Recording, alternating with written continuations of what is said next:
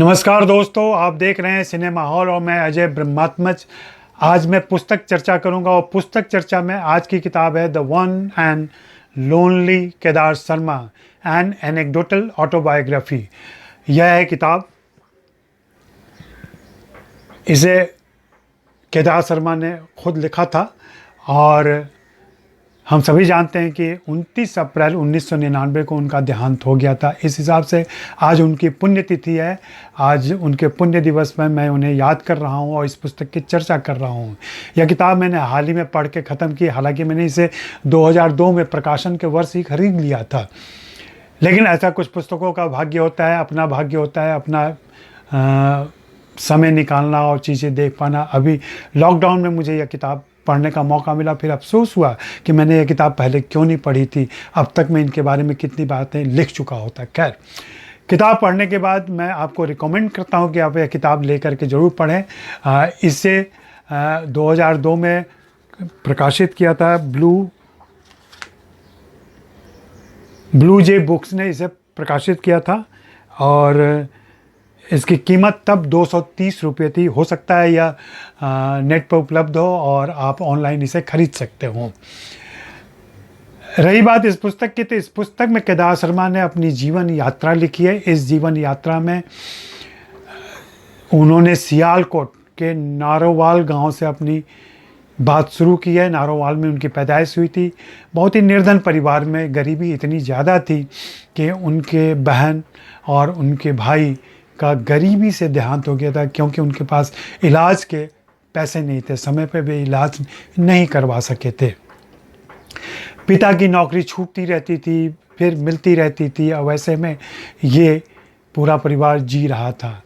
केदार शर्मा लेकिन पढ़ने में बहुत तेज़ थे, मेधावी थे। उनको हमेशा वजीफ़ा मिलता रहा और वजीफ़े की वजह से वे लगातार आगे बढ़ते गए, पढ़ते गए। लेकिन बचपन में ही उनको संगीत से, नाटक से, गीत से, कविता से बहुत ही ज़्यादा रुचि हो गई थी और वे उसमें अपना इंटरेस्ट बढ़ा रहे थे। कॉलेज के दिनों में उन्होंने नाटक भी किए और फिल्मों का शौक़ तो था ही। फिल्में उन्हें बहुत भाती थी और उन्होंने तभी मन में तय किया था कि जब भी मौका मिलेगा वे ड्रीम मर्चेंट बनेंगे। पढ़ाई पूरी हुई, कॉलेज में एडमिशन के लिए पिता ने उनको 300 रुपये दिए कि जाओ एडमिशन ले लो। वे निकले एडमिशन के लिए, लेकिन उन्होंने एडमिशन नहीं लिया। वे बम्बई आ गए। बम्बई में उन्होंने अपने गुरु मास्टर गुरदीप सिंह को साथ में लिया। दोनों इस आशय से मुंबई आए थे कि यहाँ अपनी प्रतिभा आजमाएंगे, देखते हैं क्या मिलता है। वे यहाँ स्टूडियो तमाम किस्म के लोगों से मिले, फिल्मी हस्तियों से मिले, लेकिन किसी ने उनकी नहीं सुनी, किसी ने उन पर गौर नहीं किया। नतीजा यह हुआ कि कुछ महीने, कुछ समय बिताने के बाद वे अमृतसर लौट गए, फिर से लौट गए और फिर से पिता से कहा कि नहीं, अब मैं पढ़ूंगा आगे। पिता ने इस बार उन पर भरोसा नहीं किया, खुद गए, एडमिशन दिलवाया, पढ़ाई हुई। पढ़ाई में MA अंग्रेजी से किया उन्होंने और पिता चाहते थे कि वो प्रोफेसर बन जाएं, PhD कर लें। लेकिन परीक्षा देते समय, MA की परीक्षा के देने के बाद रिजल्ट आने से पहले कुछ ऐसा हुआ कि उन्होंने देवकी बोस की फिल्म पूरन भगत देख ली। न्यू थिएटर्स की यह फिल्म थी। पूरन भगत देखने का नशा उन पर ऐसा ज़्यादा हुआ, वो इतने ज़्यादा मुग्ध और प्रभावित हुए कि उस फिल्म को उन्होंने कई बार देखा। कई बार देखने के अलावा उन्होंने तय कर लिया कि अब तो मुझे कोलकाता जाना ही है और इस प्रकार वे सियालकोट से सियालदह पहुँचे। इस बीच में पिता से अनबन हुई, पिता से बहस हुई। पिता ने अपने जायदाद से बेदखल होने की धमकी दी, उनको वह भी मंजूर था। और ऐसे समय में उनकी पत्नी राम दुलारी ने उनकी मदद की, क्योंकि उनको 25 रुपये घट रहे थे ट्रेन के टिकट के लिए। वो 25 रुपये पत्नी राम दुलारी ने दिया और कहा, जाओ अपने सपने को जी लो, अपने लक्ष्य को पाओ।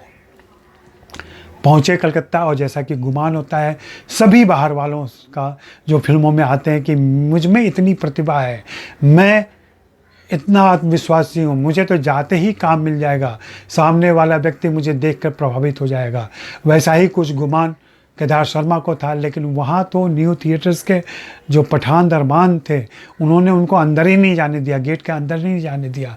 देवकी बोस से मुलाकात नहीं हो पाई। परेशान हाल केदार शर्मा को पता चला कि मदान थिएटर्स में एक असिस्टेंट पेंटर की नौकरी है। वे असिस्टेंट पेंटर की नौकरी करने लगे। सीन बनाने का काम होता था उनका। वहाँ कुछ 100 रुपये की नौकरी थी। 100 रुपये की नौकरी मिली तो टालीगंज में उन्होंने अपना एक कमरा ले लिया। वहाँ रहने के दौरान उन्हें पता चला कि टालीगंज में ही पंजाब से आए 2 और कलाकार रहते हैं, पृथ्वीराज कपूर और के एल सहगल। दोनों न्यू थिएटर्स में काम कर रहे थे। अगले दिन पता लगते ही वे पृथ्वीराज कपूर से मिलने गए। पृथ्वीराज कपूर के घर पर राज कपूर ने, नीली आंखों के राज कपूर ने उनका स्वागत किया और बताया कि पापा रियाज कर रहे हैं। अंदर देखा तो पृथ्वीराज कपूर सितार पर राग भैरवी का अभ्यास कर रहे थे। उन्होंने इशारे से केदार शर्मा को अंदर बुला लिया और पूछा कि क्या बात है, कौन हो तुम। केदार शर्मा पूरा याद करके और रट के गए थे कि उन्हें क्या बात करनी है। उन्होंने अंग्रेजी में बात की कि मैं केदार शर्मा हूँ और मैं नाटक लिखता हूँ, मैं कविताएं लिखता हूँ, मैं म्यूज़िक कंपोज करता हूँ, मैं फिल्मों में काम करना चाहता हूँ, देवकी बोस से मिलने आया हूँ, क्या आप मेरी मदद कर सकते हैं देवकी बोस से मिलवाने में। पृथ्वीराज कपूर ने पूरी बात सुनने के बाद साफ मना कर दिया और कहा कि ऐसा नहीं हो पाएगा, विधि का विधान कुछ और है।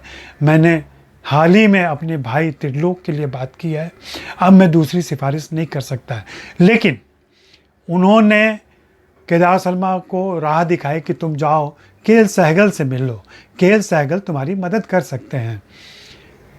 वे के एल सहगल के गए। के एल सहगल, संयोग की बात है, तो उस समय कसरत कर रहे थे और केदार शर्मा ने बहुत अच्छा जिक्र किया उसका अपनी आत्मकथा में, उस पर हम कभी बाद में बात करेंगे। के एल सहगल को जब पता चला कि किस उद्देश्य से केदार शर्मा आए हैं तो उन्होंने भी कहा कि भाई मैं तो कुछ नहीं कर सकता, मेरी तो बहुत नाचीज़ एक छोटा सा गवैया हूँ, मुझे तो अभी तक अभिनय का मौका भी नहीं मिला है। देवकी बोस मुझे गवैया से ज़्यादा नहीं मानते हैं, मैंने पूरन भगत में कुछ गाने गाए थे। हाँ, लेकिन मैं दुर्गा बाई खोटे को जानता हूँ। दुर्गा बाई खोटे उनकी फिल्म राजरानी कर रही है, राजरानी मीरा। इस फिल्म के लिए मैं उनको संगीत भी सिखा रहा हूँ, तो मैं अगर उनसे कहूँगा तो शायद वो मेरी बात मान जाएँ। जाहिर सी बात है, केदार शर्मा ने कहा कि हम लोग कब मिल सकते हैं दुर्गा जी से। तो उन्होंने कहा अभी चलता हूँ, अभी मिलवा देता हूँ मैं तुमको। और फिर वो गए वहाँ पे। वहाँ पहुँचे तो दुर्गा खोटे को जब पता चला कि ये किस उद्देश्य से आए हैं तो उन्होंने कहा कि ऐसा है कि 1 हफ्ते के बाद देवकी बोस मेरे घर आने वाले हैं, राजरानी मीरा पर कुछ बातें करनी है उनको, और तुम भी उसी दिन आ जाना 2:30 बजे। ठीक 2:30 बजे अगले संडे को केदार शर्मा पूरी तैयारी के साथ वहाँ पहुँच गए। पहुँचने पर परिचय हुआ। परिचय के बाद उन्होंने जब पूछा कि तुम क्या कर सकते हो तो केदार शर्मा ने कहा कि मैं तो कूली से लेकर निर्देशक तक का काम कर सकता हूँ। इस पर देवकी बोस ने उन्हें ऊपर से नीचे देखा, गौर किया, भापा और कहा कि देखो, निर्देशक तो मुझसे अच्छा कोई नहीं है, तो निर्देशन का काम तो तुम्हें नहीं मिल सकता। रही बात कूली की, तो तुम इतने कमज़ोर हो, दुबले पतले हो कि तुम्हें कूली का भी काम नहीं दिया जा सकता है, और कुछ जानते हो तो बताओ। फिर केदार शर्मा ने बताया कि मैं फ़ोटोग्राफी कर सकता हूँ, और चूँकि बचपन से उनको फ़ोटोग्राफी का शौक़ था, पिता ने एक कैमरा ला के दिया था। इस पर देवकी बोस ने कहा कि देखो, मुझे जल्दी ही एक फ़िल्म मिलने वाली है, सीता। अगर वो फिल्म मुझे मिल जाती है तो मैं तुमको उसमें अपना स्टिल फोटोग्राफर रख लूँगा। और ये बात तय हो गई। फिर देवकी बोस को फिल्म मिल गई सीता, और उन्होंने उसमें काम भी दे दिया और फिल्म की शूटिंग चलने लगी। और इस फिल्म में पृथ्वीराज कपूर भी थे, दुर्गा खोटे थी, और खेमका नाम के प्रोड्यूसर थे। वहाँ पे कुछ अंदरूनी पॉलिटिक्स ऐसी चल रही थी जो वहाँ पहले से जो फोटोग्राफर थे उनको केदार शर्मा की आमद अच्छी नहीं लगी। उन्होंने कुछ साजिशें रची और कुछ ऐसी बातें हुई कि उनका मन खट्टा हो गया, और उन्होंने तय कर लिया कि सीता को मैं छोड़ दूंगा। सीता फिल्म उन्होंने छोड़ दी, लेकिन देवकी बोस से संपर्क रहा और देवकी बोस ने उनको अगली फिल्म न्यू थिएटर्स की जो फिल्म थी उसके लिए साइन कर लिया, और फिर इस प्रकार से न्यू थिएटर्स में उनकी एंट्री हो गई। न्यू थिएटर्स में के एल सहगल भी मिले, पृथ्वीराज कपूर मिले, आर.सी. बोराल मिले, के.सी. डे मिले, और भी लोगों से परिचय हुआ उनका। बहुत सारे कलाकारों से परिचय हुआ, बहुत सारे गायकों से परिचय हुआ। के.एल. सहगल और पृथ्वीराज कपूर से पंजाब के होने की वजह से अधिक दोस्ती रही। काम चलता रहा, काम बढ़ता रहा और उनको देवदास फिल्म, जो देवदास बरुआ ने बनाई थी और जिसमें के.एल. सहगल ने लीड भूमिका निभाई थी, उस फिल्म की स्क्रिप्ट लिखने का और गीत लिखने का मौका केदार शर्मा को मिला। यह उनकी पहली फिल्म थी, ये बहुत कम लोग जानते हैं। और वहाँ से फिर लगातार वो न्यू थिएटर्स में काम करते रहे। देवकी बोस से उनका कभी कभी मनमुटाव हो जाता था। देवकी बोस खुद ही बहुत ईगो वाले व्यक्ति थे, उतने ही अहंकारी केदार शर्मा भी थे और दोनों के बीच यह लगातार बातें चलती रहती थी। फिर एक दिन किसी बात पर उन्होंने 5 रुपये बढ़ाने की बात कही, केदार शर्मा ने इस पर देवकी बोस ने साफ मना कर दिया। और फिर उस सेट पर ही विद्यापति फिल्म बन रही थी, विद्यापति में कुछ ऐसी फेरबदल इन्होंने कर दी थी जो देवकी बोस को पसंद नहीं आई थी।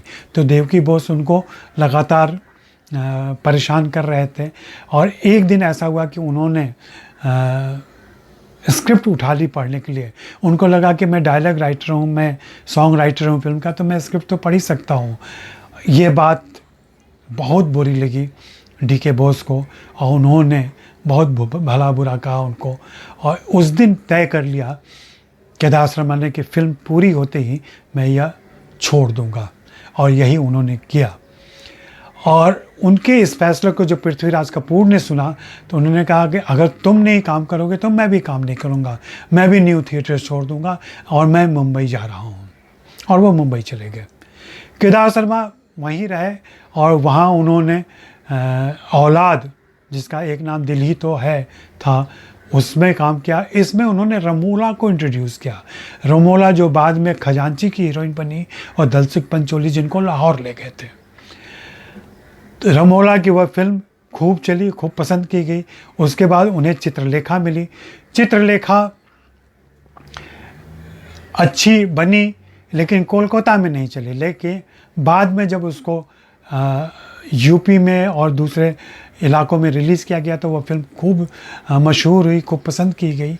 लेकिन भगवती चरण वर्मा के उपन्यास में बनी यह फिल्म भगवती चरण वर्मा को अधिक पसंद नहीं आई थी।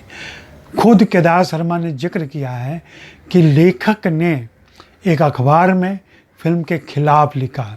साहित्य और फिल्म के जो शोधार्थी हैं, जो अध्यापक हैं, इस बात को नोट करें कि भगवती चरण वर्मा ने खुद चित्रलेखा की आलोचना की थी एक पत्रिका में लिख करके। सेठिया कोई पत्रिका निकाला करते थे जिसका पत्रिका का नाम नहीं लिखा केदार शर्मा ने। खैर, ये दोनों फिल्में हुई। चित्रलेखा काफ़ी मशहूर हुई, चित्रलेखा की काफ़ी चर्चा हुई। औलाद का प्रीमियर मुंबई में हुआ। जिस समय वो आए थे तो जद्दन बाई से यहाँ मुलाकात हुई थी और जद्दन बाई ने कहा था कि जब भी इधर आओ तो बताना मुझे। संयोग ऐसा बना कि चित्रलेखा चंदूलाल शाह ने भी देखी। चंदूलाल शाह रंजीत मूवीटोन के मालिक थे। उन्होंने पृथ्वीराज कपूर से कहा, पृथ्वीराज कपूर ने इनके पास खत लिखा कि तुम आ जाओ तो मैं तुम्हें चंदूलाल शाह से मिलवा दूंगा। चंदूलाल शाह से मुलाकात हो गई और इस प्रकार से रंजीत मूवीटोन में इनकी एंट्री हो गई और मुंबई आ गए। रंजीत मूवीटोन में उनकी पहली फिल्म थी अरमान। इसमें मोतीलाल थे और शमीम जो खुर्शीद की बहन थी, चचेरी बहन। तब चंदूलाल शाह ने कहा भी कि देखो, शमीम को तुम लोगे तो खुर्शीद तुम्हारे साथ कभी काम नहीं करेगी। लेकिन केदार शर्मा ने फैसला किया था कि नहीं, मुझे तो शमीम के साथ ही काम करना है। और मोतीलाल के साथ ये बात थी कि चंदूलाल शाह ने कहा कि मोतीलाल अपना निर्देशक खुद तय करते हैं, अगर तुम उन्हें राज़ी कर लो और वो तुम्हारी बात से सहमत हो जाए तो तुम उनको ले लेना। वो गए मोतीलाल के पास। मोतीलाल ने कहा मेरी 3 शर्तें हैं, अगर तुम मान लो तो मैं करूँगा काम। उन्होंने कहा एक तो मैं संडे को काम नहीं करूँगा, दूसरा सुबह 9 बजे आऊँगा और शाम में 6 बजे चला जाऊँगा, उसके बाद काम नहीं करूँगा। भले तुम्हारी फिल्म का शॉट बचा हुआ हो, कोई दृश्य बचा हुआ हो, उससे मुझे कोई मतलब नहीं है। और तीसरा, मैं रिहर्सल नहीं करूँगा क्योंकि तुम बहुत सारा रिहर्सल करवाते हो। खैर, केदार शर्मा ने उनकी तीनों शर्तें मान ली और फिल्म साइन कर ली। बाद में कुछ ऐसा हुआ कि मोतीलाल उनसे इतने प्रभावित हुए कि उन्होंने फिर समय की परवाह नहीं की और यहाँ तक कि उनका असिस्टेंट बनने को तैयार हो गए, उनके फिल्म में उनकी मदद की बिहाइंड द कैमरा भी। गाड़ी आगे बढ़ती रही, काफ़ी सारी फिल्में वो करते रहे। फिर अचानक उनको एहसास हुआ कि अब मुझे खुद फिल्म बनानी चाहिए। इस हिसाब से उन्होंने एक स्क्रिप्ट लिखी, बेचारा भगवान। इस कहानी को जब उन्होंने सुनाया चंदूलाल शाह को, तो वे भी बहुत भावुक हुए, बहुत प्रभावित हुए फिल्म से। उन्होंने कहा ठीक है, तुम बनाओ इस फिल्म को, लेकिन स्टार किसको लोगे? इस पर केदार शर्मा ने कहा मुझे 2 नए कलाकार लेने हैं, राज कपूर और मुमताज़। मधुबाला का नाम तब मुमताज़ था। और इस बीच ये घटना घट चुकी थी राज कपूर को थप्पड़ मारने की, क्योंकि विष कन्या की शूटिंग के समय पृथ्वीराज कपूर परेशान दिखे थे और तब केदार शर्मा ने उनसे पूछा था कि क्या बात है। तो उन्हें बताया था कि देखो, मेरा बेटा जवानी की दहलीज पर खड़ा है, लेकिन उसकी रुचि पढ़ाई लिखाई में नहीं है, वह केवल लड़कियों के फिराक में रहता है। इस पर केदार शर्मा ने कहा तुम मेरे पास भेज दो, मैं एक गुरु की तरह उसको सब कुछ सिखाऊंगा। और वहीं पे ये हादसा हुआ था कि क्लैप देते समय एक कलाकार की नकली दाढ़ी क्लैप में फंस गई थी और जिसकी वजह से केदार शर्मा ने उन्हें थप्पड़ मारा था। लेकिन उसी रात केदार शर्मा को इतनी ग्लानि हुई थी कि उन्होंने अगले ही दिन फिर से बुलाया राज कपूर को और राज कपूर ने मजाक भी किया कि क्या मैं दूसरा गाल आगे करूं। इस पर उन्होंने हंसते हुए कुछ नहीं कहा और एक करार दिया उनको, कॉन्ट्रैक्ट दिया। और उस कॉन्ट्रैक्ट के साथ 25,000 रुपये का चेक था और बताया कि तुम मेरी अगली फिल्म के हीरो हो। इस बात पर, इस घटना से राज कपूर रो पड़े। केदार शर्मा चौंके। वो लिखते हैं कि जिस दिन मैंने थप्पड़ मारा था तो उसने चू तक नहीं किया था और आज जब उसे खुशी दे रहा था मैं, तो वह रो पड़ा। राज कपूर का ऐसा ही स्वभाव था। तो खैर, बात मैं कर रहा था नील कमल की, यानी कि बेचारा भगवान की। बेचारा भगवान फिल्म बनी, शूट हुई, काफ़ी चली और उसके बाद से केदार शर्मा लगातार फिल्मों में सक्रिय रहे, काम करते रहे। बाद में तो उनके भाई भी आ गए, उन्होंने अपने बेटे को लेकर के भी एक फिल्म बनाई, अशोक शर्मा जिनका नाम था। और लॉन्चिंग, उन्होंने कितने सारे कलाकारों को लॉन्च किया, आप याद करें। राज कपूर थे, मधुबाला, मुमताज़, उसके अलावा उन्होंने मोनिका देसाई, उसके अलावा गीता बाली, राजेंद्र कुमार, माला सिन्हा, संगीतकारों में स्नेहल भाटकर, रोशन के पिताजी जो राजेश रोशन और ऋतिक रोशन के दादाजी को, रोशन को मौका दिया। और इस तरीके से इतने सारे स्टार्स को लॉन्च करने वाले केदार शर्मा जीवन के अंतिम काल में लगभग शिथिल हो गए थे। और जैसा कि हर व्यक्ति के साथ होता है, उस दिन उन्हें बहुत चोट लगी जब एक फिल्म के लिए चंदूलाल शाह ने उनसे कहा कि इस फिल्म का निर्देशन कोई और करेगा, क्योंकि अब तुम्हारे नाम पर दर्शक थिएटर में नहीं आते हैं। यह कठोर सच्चाई है। इस सच्चाई को जिसने आसानी से स्वीकार किया, उसकी बाद की ज़िंदगी आसान रही। जिसने आसानी से स्वीकार नहीं किया, जिसने सहज रूप से नहीं लिया, उसे बाद में तकलीफ़ हुई। केदार शर्मा रहे और लगभग 89 साल की उम्र में उनकी मृत्यु हुई। अप्रैल में ही उनका जन्म हुआ था, 12 अप्रैल को, और 29 अप्रैल को उनकी मृत्यु हुई 1999 में। और इस तरीके से एक लोनली केदार शर्मा के जीवन का अंत हुआ। लेकिन जैसा कि उन्होंने कहा, the only Kedar Sharma, the only Kedar Sharma को समझने के लिए आप इस पुस्तक को ज़रूर पढ़ें। मैं चाहूँगा कि इस पुस्तक को ज़रूर आप देखें, निहारें और इसका जिक्र करें। और मुझे आश्चर्य होता है कि केदार शर्मा को हिंदी फिल्म इंडस्ट्री में वैसी जगह क्यों नहीं मिली, वैसा सम्मान क्यों नहीं मिला और उन पर इतनी चर्चा क्यों नहीं हुई। अगर आपको उनको ये फिल्म याद हो, उसके बारे में बातें कर सकें, तो ज़रूर हमें बताइएगा। हाँ, लगे हाथ में उनकी फिल्मों के नाम बता देता हूँ जिनमें उनका जुड़ाव रहा, लेखन में जुड़ाव रहा, निर्देशन में जुड़ाव रहा। तो उनकी फिल्में हैं देवदास, विद्यापति, सपेरा, ये सारी फिल्में उन्होंने लिखी थी। इसके अलावा औलाद उनकी निर्देशित फिल्में, चित्रलेखा, अरमान उनकी बम्बई में पहली फिल्म थी, गौरी, कल्याण, धन्ना भगत, नीलकमल, सुहाग रात, नेकी और बदी, इसमें उन्होंने काम भी किया था। छोरा छोरी, जलदीप, उन्होंने बच्चों के लिए भी बहुत सारी फिल्में बनाई हैं। जवाहरलाल नेहरू उन्होंने खास करके बुलाया था और उन्होंने बच्चों के लिए बहुत सारी फिल्में बनाई। रंगीन रातें, स्काउट कैंप, हमारी याद आएगी में उन्होंने तनुजा को लॉन्च किया था और इसमें लता मंगेशकर के साथ एक घटना घटी थी जिसकी वजह से उन्होंने मुबारक बेगम को मौका दिया था। झांझर, फरियाद, फिर से चित्रलेखा बनाई। पहला कदम, प्यासे नैन, सहमे हुए सितारे, जिंदगी, करोड़पति, अनाथ आश्रम, विष कन्या, मुमताज़ महल, भंवरा, दुनिया एक सराय और भीगी पलकें। इतनी सारी फिल्में हैं लेकिन इस निर्देशक को हम याद नहीं रखते। तो आज 29 अप्रैल को आप इन्हें देखें, इन्हें याद करें और इनकी बात करें। धन्यवाद। वीडियो थोड़ा लंबा हो गया है